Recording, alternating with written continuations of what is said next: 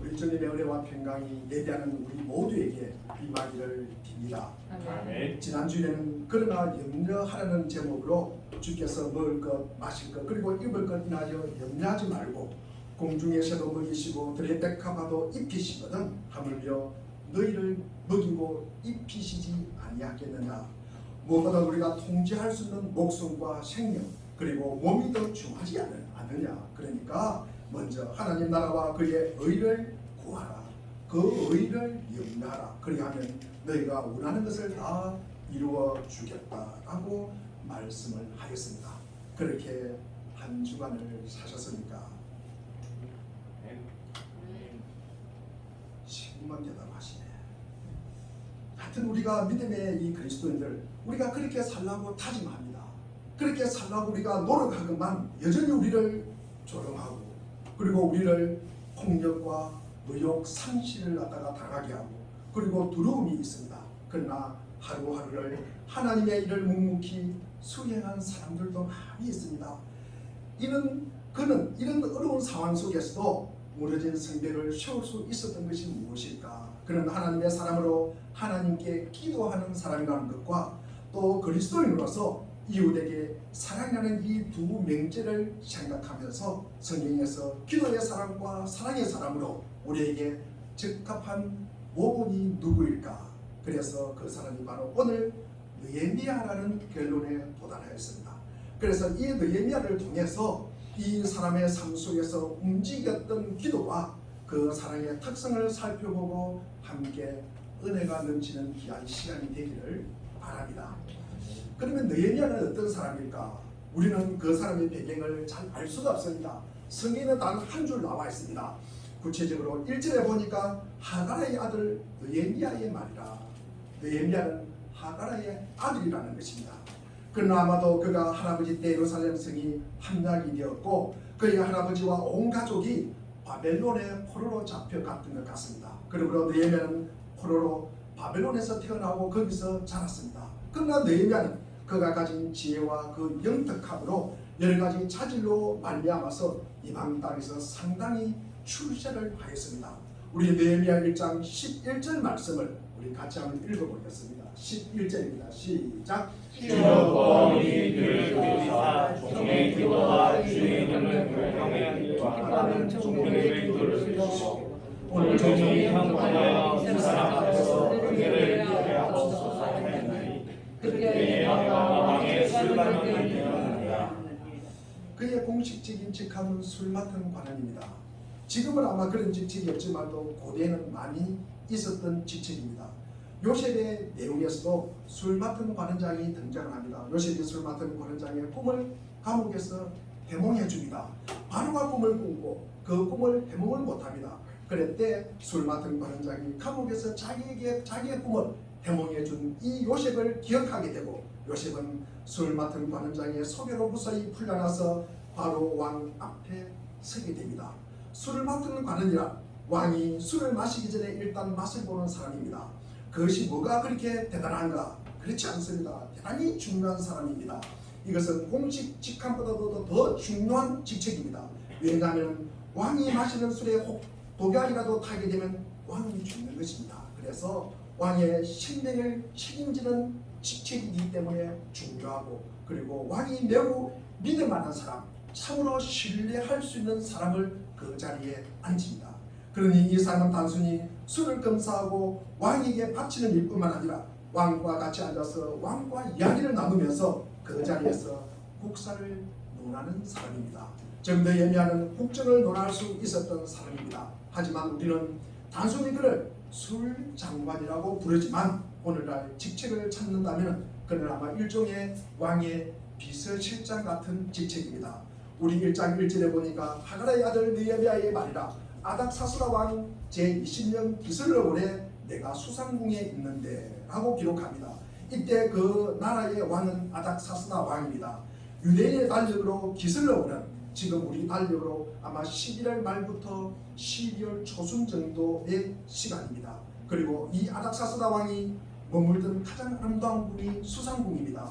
그 당시 수도인 수산이 있는데 그 궁이 바로 수상궁입니다. 그런데 어느 날 느헤미야에게 한 소식이 들려옵니다.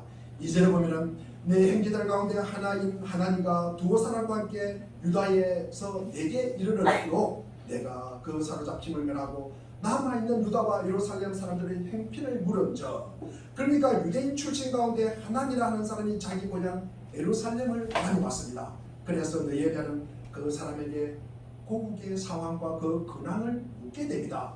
그러니까 답을 이렇게 합니다. 3절 4절을 읽어보겠습니다. 시작. 그들에게 하나님을 자들이 그 지방 속에서 하나님을 강하고 능력을 받으며 예루살렘 성은 무너지고 성문들은 불탔다 하니라.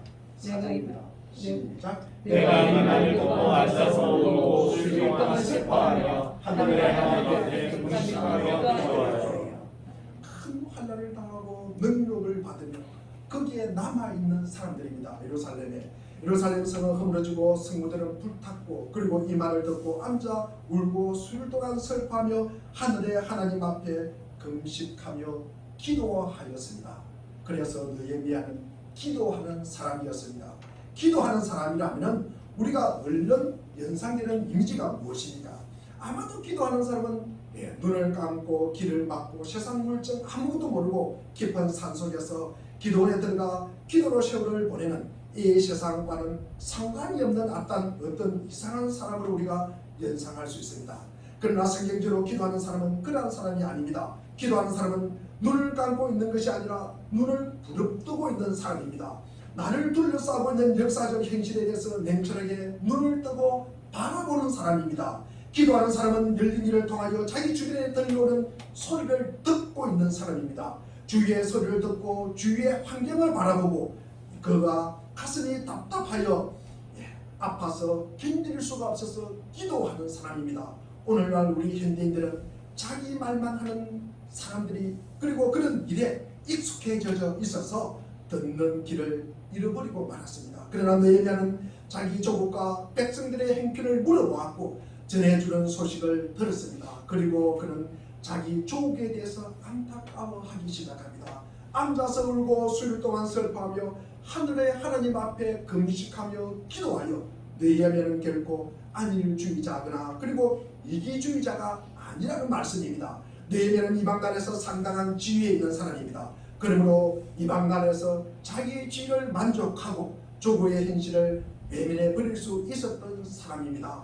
걱정해서 못하나 한 자기가 있는 곳에서 예루살렘까지 한 750마일 정도 1200km 정도나 떨어진 여기에서 조국의 현실을 알아보았죠. 그리고 울어보았죠. 어쩔 수 없는 일입니다. 왕의 술상을 차리고 왕의 곁에 앉아서 이야기를 나누고 그가 살아가는 조국에서 이루어지고 있는 그 현실을 안다 한들 과연 무엇을 할 수 있겠습니까? 그는 이러한 자기 합리화의 작업을 통해서 자기 주변에서 일어나고 있는 자기 동족들의 모든 행편에 대해 눈을 감고 귀를 막고 자기만 잘 살고 잘 먹을 수 있었던 사람입니다. 그러나 기도하는 사람은 그럴 수가 없었습니다. 그는 자기 조국의 현실을 듣고 마음 아파하기 시작합니다. 왜 그랬을까요? 자기 조국의 현실을 듣고 왜 마음 아파했습니까? 왜 그랬습니까? 느헤미야가 왜 마음 아파합니까? 자기 사는 행편이 너무나 지금 편안하고 좋습니다. 그는 사랑했기 때문입니다. 사랑이 없으면요 조국의 현실이 어떠하든 전혀 상관이 없습니다. 사랑한다는 것은 상대방의 상처를 내가 받는 것을 의미합니다. 사랑하려고 하는 사람마다 상처받기를 결심해야 한다는 것입니다. 상처를 받아도 내가 후회하지 않을 것이다. 내가 상처를 받아도 내가 견뎌낼 것이다. 그게 사랑입니다. 아픔이 없이 희생 없이 사랑은 불가능한 것입니다. 내가 이웃을 사랑한다고 말할 때, 내가 누군가를 사랑한다고 말할 때 민족을 사랑한다든지 교회를 사랑한다든지 한 사람을 사랑한다든지 사랑한다는 것은 상처받는 것을 각오하는 것입니다. 상처받는 것을 내가 받지 않겠다. 그렇게 결심하는 것은 뭡니까? 헤어지는 것입니다. 떠나보내는 것입니다.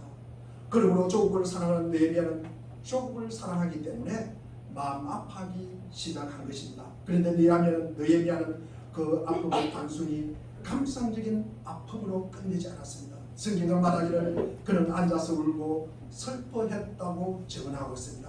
그런데 그는 울고 슬퍼하는 것만으로 끝내지 않았습니다. 만일 그런 식으로 끝냈다면 아무런 변화도 일어나지 않았을 것입니다. 그가 운다고 우리의 역사가 변화가 됩니까? 그렇지 않습니다. 얼마나 많은 사람들이 울기만 합니까? 앉아서 울기만 합니다. 그래서 아무것도 일어나지 않는 것입니다. 그래서 아무 역사가 일어나지 않는 것입니다. 그러나 느헤미야는 위대한 삶의 비밀을 알고 있었던 사람입니다. 그는 기도를 알고 있었던 사람입니다. 그는 울고 슬퍼하다가 일어났습니다. 그리고 기도하기 시작합니다. 이 사람은 기도를 알고 기도의 영광을 알았고, 그는 기도의 위대함을 알고 기도의 힘을 알고 기도의 권세와 기도의 능력을 알고 있었던 사람입니다. 오늘날 기도를 모르는 사람들은 기도한다는 것은 시간 낭비로밖에 생각하지 않습니다. 기도를 모르는 사람에게 기도라는 것은 일종의 종교적인 장식품처럼 사마니즘적 미신적인 주술 이상의 의미가 없다고 생각을 할지도 모릅니다. 우리 사랑하는 교회 여러분, 여러분들은 기도하십니까? 여러분에게 기도라는 어떤 의미를 가지고 있습니까? 교회 역사를 움직여온 많은 사람을 만나보십시오. 무디를 만나보시고 스펄전을 만나보시고 루터와 깔뱅 그리고 베드로와 이 바울을 만나보십시오. 역사를 움직였던 모든 하나님의 사람들을 만나보십시오. 무엇이 그들의 삶을 역동적으로 만들었습니까? 무엇이 그들로 하여금 역사의 현장에서 역사를 바꾸는 이 위대한 일에 동참하게 되었습니까? 이 사람들은 모두 입을 모아 이렇게 말합니다.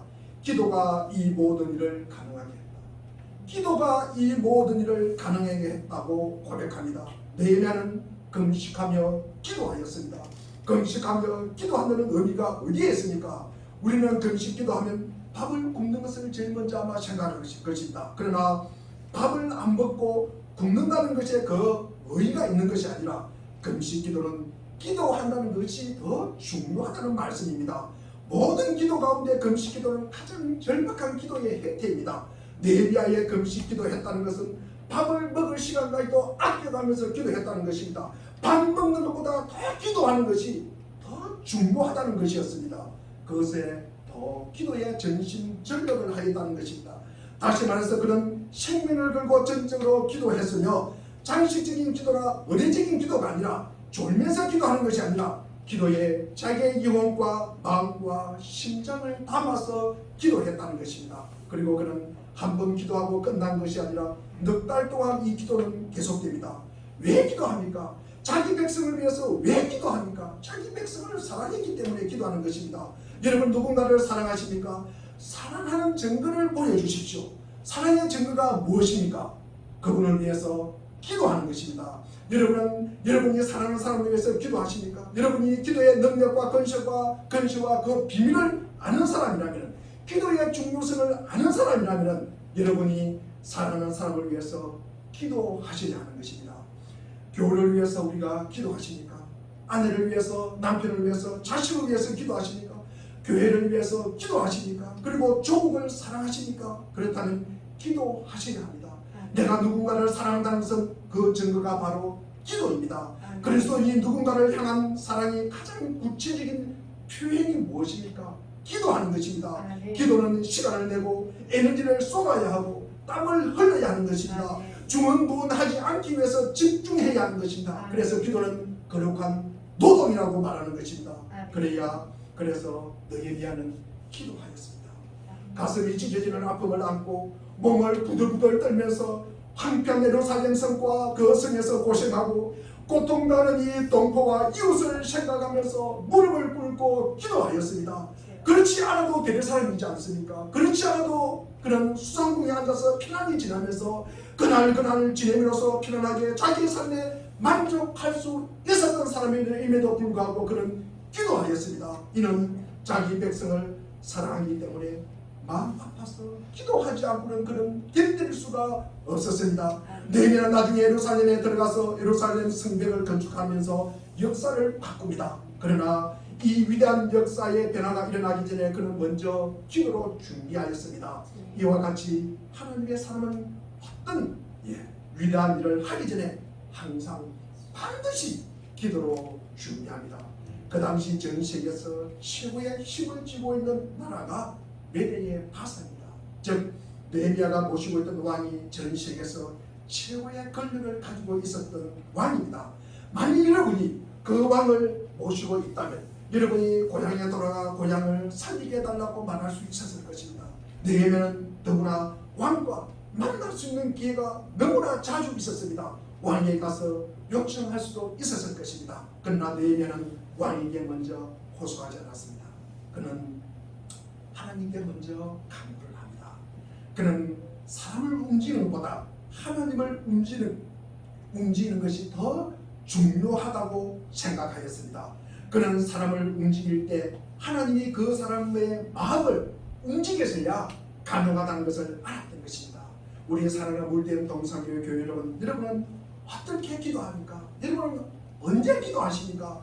여러분은 어렵고 힘든 일을 당할 때, 짜증나고 괴로운 일을 당할 때, 곤란한 상황에 부딪혀 어쩔 바를 모를 때 여러분은 어떻게 하십니까? 아마도 여러분을 도와줄 친구를 찾을지도 모릅니다. 부모님에게 도움을 요청할 수도 있을 것입니다. 그래도 잘 안되고 환경과 상황이 자주 막히고 모든 것이 불가능할 그때에 기도나 해볼까 하는 식은 아닌지요. 그러나 느헤미야는 제일 나중에 아니라 제일 먼저 기도합니다. 기도가 가장 중요하고 기도가 확실한 방법이라는 것을 알았기 때문입니다. 그럼 느헤미야의 기도의 방법이 무엇입니까? 느헤미야는 이렇게 기도하였습니다. 하나님의 보좌를 움직이고 역사를 바꾸는 위대한 일을 가능하게 했던 그 놀라운 기도는 어떤 기도입니까? 우리는 늘 예수님이 가르쳐 주신 주 기도문을 모본으로 삼습니다. 그런데 오늘 본문에서도 우리가 모본으로 삼을 수 있는 기도가 있습니다. 느헤미야는 이렇게 기도하였습니다. 특별히 대표 기도를 하시는 분들은 이 순서를 잘 기억하시기를 바랍니다. 우선 하나님을 찬양합니다. 느헤미야는 기도의 대상을 알고 기도를 시작합니다. 우리 5절을 한번 읽어보겠습니다. 시작. 이르되 하늘의 하나님 여호와 크고 두려우신 하나님이여, 주를 사랑하고 주의 계명을 지키는 자에게 언약을 지키시며 긍휼을 베푸시는 주께 감사하노라. 우리는 기도할 때 먼저 기도의 대상을 불러야 합니다. 우리의 기도가 백을 향해서 부르짖는 독백이 아닙니다. 소크라테스는 자기 자신의 양심을 향하여 스스로 기도하는 그런 따위는 기도가 아닙니다. 우리의 기도는 분명히 살아계신 하나님, 인격적인 그 하나님을 향하여 부르짖는 것입니다. 그리고 느헤미야는 자기가 기도하는 대상을 알았습니다. 여러분이 누구에겐가 어떤 부탁을 하려면 부탁할 대상을 알고 우리가 부탁을 하는 것입니다. 마찬가지로 우리는 하나님이 어떤 분인가를 알아야 합니다. 하늘의 하나님 여호와 크고 두루신 하나님, 그가 고향에 돌아가 예루살렘 성을 건축하고 민족을 회복시키는 일은 사실상 현재 자기 입장에서 불가능한 일입니다. 그러나 그는 이 불가능한 과제를 도전하기 위해서 크신 하나님께 호소합니다. 크신 하나님, 위대하신 하나님, 큰 문제를 가지고 그분에게 나아가는 것입니다. 여러분의 하나님은 어떤 하나님이십니까? 크신 하나님이십니까? 위대하신 하나님이십니까? 알렉산더 대왕이 있었던 일입니다. 알렉산더가 동수로 많은 나라를 정복합니다. 그러면서 충신들을 모아놓고 이야기를 합니다. 내가 너희들이 원하는 것을 내가 들어주마. 한 가지씩 소원을 이야기해라. 그러니까 어떤 신하가 집을 한 채 사주세요. 그래서 집을 사줬습니다. 또 어떤 한 신하가 한 달간 휴가를 주십시오. 한 달간 휴가 갔다 오라. 그랬는데 어느 한 신하는 왕이시여, 저에게 나라 하나를 주십시오. 아무도 그 이야기를 하지 않았습니다. 그리고 그 왕이 들어줄 것이라고 생각을 하지 않았습니다. 그런데 알렉산더 대왕이 이렇게 이야기합니다. 아니, 나에게 이런 부탁을 하다니, 나에게 이런 부탁을 한다는 것은 내가 이런 부탁을 들어줄 것이라고 하는 것이다. 그러면서 너는 나를 참으로 신뢰를 하구나. 그러면서 그 나라를 하나 떼어주었다고 합니다. 아시아의 기독교가 전혀 전파되지 않던 어두운 시대에 윌리엄 캐리는 세계 선교의 창을 열기 위해서 배를 타고 인도의 바다를 향해 나아갑니다. 그때 캐리는 다음과 같은 말을 합니다. 위대하신 하나님을 믿으라. 위대하신 하나님께 기도하라. 그리고 위대하신 하나님께서 위대한 일을 이루어 주실 것을 기대하라 라고 말했습니다. 느헤미야는 또한 하나님이 신실하신 하나님인 것을 알았습니다. 그래서 하나님께 먼저 기도하는 것입니다. 그는 하나님이 주를 사랑하고 주의 계명을 지키는 자에게 언약을 지키시는 분임을 알았습니다. 하신 약속은 반드시 지키는 하나님이라는 사실, 이것을 느헤미야는 기억하였습니다. 거짓말하지 않는 하나님이라는 사실, 이것을 느헤미야는 알았습니다. 그리고 그는 우리를 긍휼히 여기시는 주님이라고 고백합니다. 그분은 위대하시지만, 그리고 언약을 지키시는 하나님이지만 그분은 우리를 긍휼히 여기신다, 우리를 불쌍히 여기신다는 말입니다. 이 조그만하고 보잘것없는 나 한 사람에게도 늘 관심을 보이신다는 말입니다. 나의 삶 속에서 일어나는 눈물과 고통 속의 삶의 모든 사건 속에 개입하셔서 나를 사랑하고 있다는 사실입니다. 우리도 느헤미야의 기도처럼 하나님이 어떤 분인지를 알고 그분의 이름을 부르면서 찬양과 경배를 드림으로 기도를 시작해야 합니다. 두 번째로 느헤미야는 자기의 죄를 자백합니다. 우리 6절과 7절 말씀을 한번 읽어보겠습니다. 6절 7절입니다. 시작. 이제 종이 주의 종이를 위하여 여러 기도하며 우리 지사의 자손에게 범죄한 죄를 자복하오니 주는 귀를 기울이시며 눈을 여시사 종의 기도를 들으시옵소서. 나와 내 아버지의 집이 범죄하여 주를 향하여 강해하였나요. 주께서 저희 모세에게 명령하신 계명과 규례를 지키지 아니하였나이다. 느헤미야는 공동체 원리를 받아들입니다. 즉 그는 그 백성들과 하나이기 때문에 그의 죄는 그들의 죄가 되는 것이고 그들의 죄는 그의 죄가 된다는 말입니다. 그리고 느헤미야는 그 자신도 죄인임을 인정합니다. 그는 민족의 범죄함에 대해서 자신도 책임 있음을 통감합니다. 그래서 자기를 그 죄에서 제외시키지 않습니다. 오늘날 많은 그리스도인들이 세계 평화와 민족과 국가를 위해서 기도하면서 자기와 상관없다는 생각을 하는 경우가 많습니다.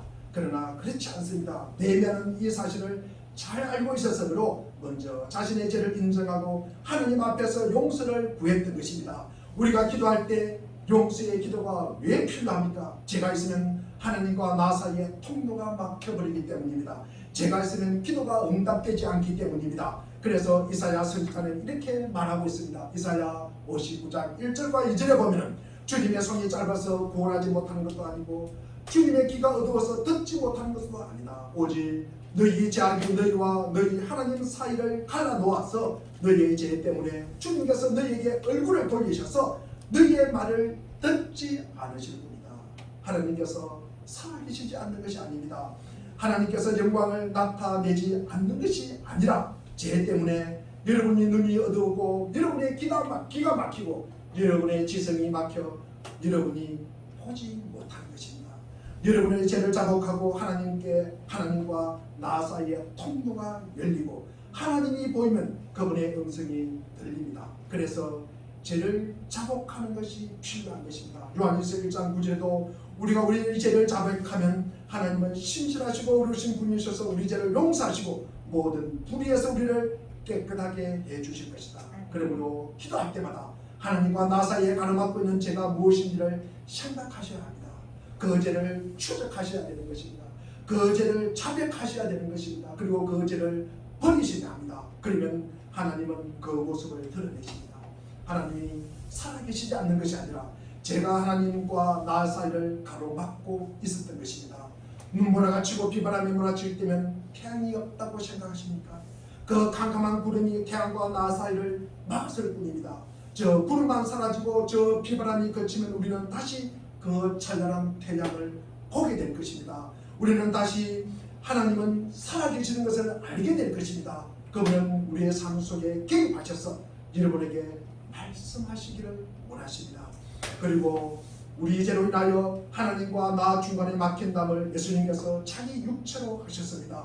이 죄를 제거하는 것은 하나님 앞에 자기의 죄를 고백하는 방법밖에 없습니다. 죄가 제거됨으로 하나님 앞에 우리는 나아갈 수가 있는 것입니다. 세 번째로 느헤미야는 하나님의 약속에 근거하여서 하는 감사의 기도를 올립니다. 우리 8절과 9절 말씀을 읽어보겠습니다. 시작. 애전에 주께서 주의 종 모세에게 명령하시되 만일 너희가 범죄하면 내가 너희를 멸하나 가운데서 얻을 것이요 만일 너희가 너희에게로 지켜내면 너희 조상들아 하늘을 지나도 내가 거기서부터 그들을 모아 내 이름을 두고 택한 곳에 더럽게 하려 하신 말씀을 이제 정하는데 기억하옵소서. 계명을 지키지 않고 범죄하면 화될 것이다. 맹망할 것이다. 내 계명을 지켜 행하면은 내 이름을 두르고 택한 곳으로 돌아오게 할 것이다. 예레미야는 이 신명기 말씀을 인용하여 기도합니다. 하나님의 이름을 높이는 곳에 하나님의 영광이 드러나고 하나님의 이름을 부르는 곳에 하나님의 살아계심이 나타난다는 말씀입니다. 신명기 28장 1절에도 이 말씀을 하고 있습니다. 당신들이 당신들의 하나님의 말씀을 귀담아 듣고 그리고 내가 오늘 당신에게 명한 그 모든 명령을 주의 깊게 지키면은 주 당신들의 하나님이 당신들을 세상의 모든 민족 위에 뛰어나게 하실 것이다. 신명기의 말씀입니다. 그 이후에 계속되는 말씀입니다. 청하건대 하나님이여 하나님의 약속을 기억하여 주옵소서.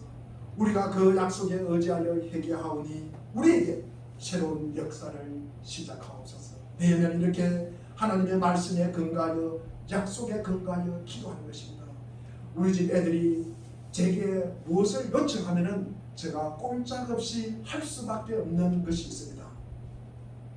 그 말은 우리 예리가 자주 하는 말입니다. 아빠 옛날에 그 약속했잖아요. 아빠 옛날에 그 약속했잖아요. 화 안 낸다고 약속했잖아요. 그러면 제가 할 말이 없습니다. 여러분 어떤 일을 위하여 기도할 때 먼저 성경을 읽고 하나님이 여러분에게 강한 감동을 주시는 그 말씀에 머무십시오. 그리고 말씀을 묵상하십시오. 그 다음에 그 말씀을 주장하십시오. 하나님이 말씀대로 이루어 주십니다. 이것이 성경적인 기도입니다. 그냥 내가 원하는 것, 내가 바라는 것 그냥 부르짖는 것이 아니라 하나님의 말씀대로 이루어 주옵소서. 이렇게 기도하는 것이 성경적인 기도입니다. 네 번째로 느헤미야는 개인의 자기 강구를 드립니다. 기도를 합니다. 하나님의 위대하심을 인정하고 찬양하고 그리고 두 번째로는 자기 자신의 죄를 자백하고 세 번째로는 하나님의 약속을 돌이켜본 후에 느헤미야는 이제 그의 강구를 하나님 앞에 올립니다. 10절과 11절 말씀을 우리가 한번 읽어보겠습니다. 시작. 이들은 주께서 일찍이 큰 권능과 강한 손으로 구속하신 주의 종들이요 주의 백성이니라. 주여 구하오니 이들을 위로하사 종의 기도와 주의 이름을 경외하기를 바라는 종들의 기도를 들으시고 오늘 종이 통하여 이 사람 앞에서 그들을 위하옵소서 하였나니 그때 내가 왕의 수간이 되었느니라. 하나님의 손으로 구속하신 주의 종, 주의 백성들이 기도를 드립니다.